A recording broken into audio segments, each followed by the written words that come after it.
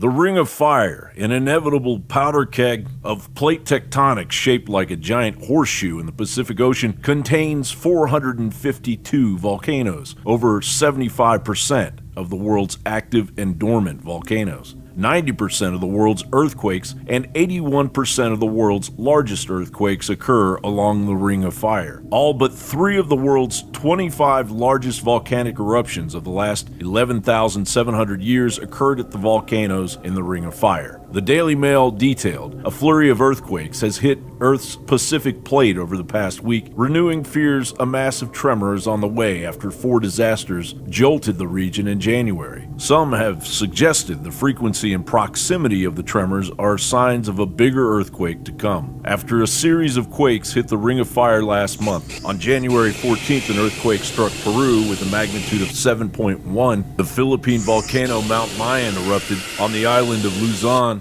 On January 24th, a 6.4 quake struck Taiwan's east coast. On February 6th, a series of tremors reaching magnitudes of 5.7, 5.6, 5.4, and 4.9 shook the U.S. island territory of Guam in February. And since February 11th, 3 earthquakes have struck Japan, a 4.8, a 4.5, and another 4.5. With tremors felt as far away as Guatemala on February 17th, a 4.8 magnitude earthquake struck Oaxaca, Mexico on February the 22nd. As the earthquake hit, crowds of people gathered on Central Reforma Avenue in Mexico City as the ground shook. There's still no word yet on the damage.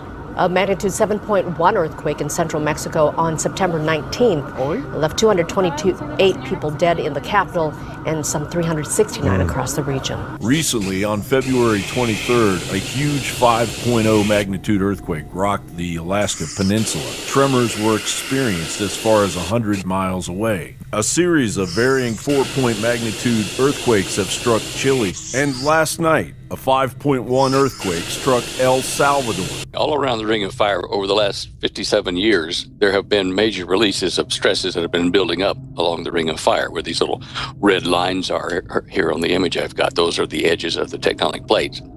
But scientists all over the world have noticed that there is a big gap in the northern hemisphere part of the Pacific Rim plate that is not releasing the seismic tension that's building up. And that is north of California. The bottom part of it comes down to the northern part of California in the Juan de Fuca plate. It is building up, and so that when it releases, it might release as much as a 9.2 Richter earthquake. Now, where it is situated, it would cause flooding down in California coast. It would cause tsunamis that would hit over into Japan. It would force a local tsunami to go maybe 160 miles up into Oregon through river valleys and things. It's a very precipitous situation, and that could then trigger the numerous faults that run parallel to the San Andreas plus the San Andreas and start breaking California up into islands. So I can understand why no one comes out and officially says this, because it would impact the economy of the United States and the world for that matter very negatively if the panic started. But they have been doing the right thing and saying, well, in the next 30 to 50 years, there's a 10% chance or maybe a bit more of a Richter 8 to 9 earthquake striking the northwest United States coastline. The big one is lurking out there somewhere in the Pacific, and it has given plenty of warning. John Bound reporting.